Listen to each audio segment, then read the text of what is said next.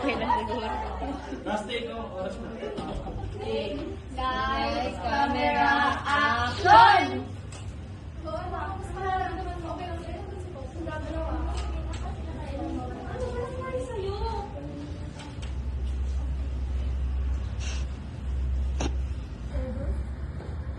Tama niyo ako! Kasama mo ako! Si Popoy lang ang aking disi sa akin! Naiintindihan nila! Di mo si Popoy! Tama na, Cyrus, tama na. Si Cecil lang yan. Si Popoy, huwag ka na mag-alala. Umitin ko dito.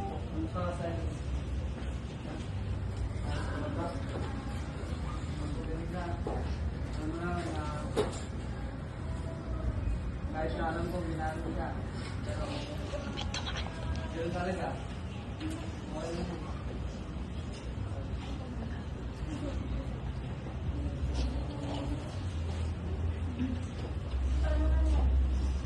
Ano ba? Kanina ka pa.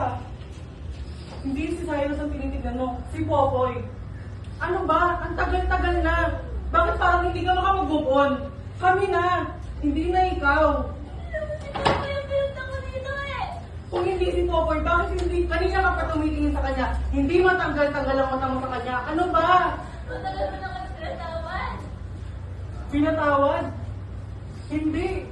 Nakikita ko kung paano mo kami sinusundan, kung paano mo kami pinagmamatsagan. Hindi mo kami pinatawad. Lagi mo pa kami sinisiraan sa mga tao. Paano patawad yun? Ano ba?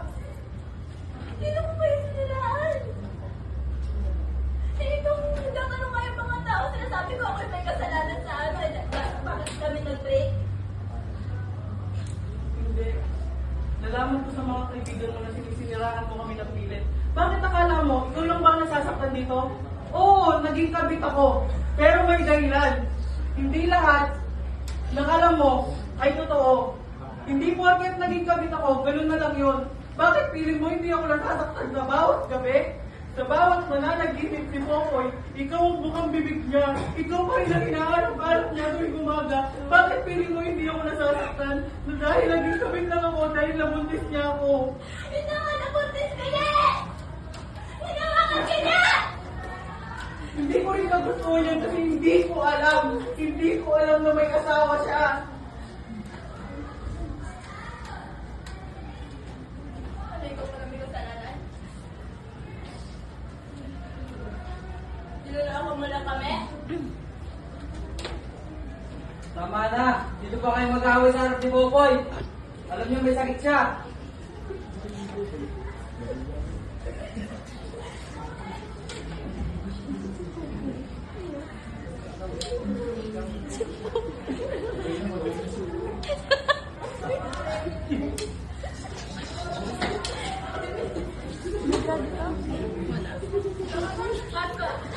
Uy!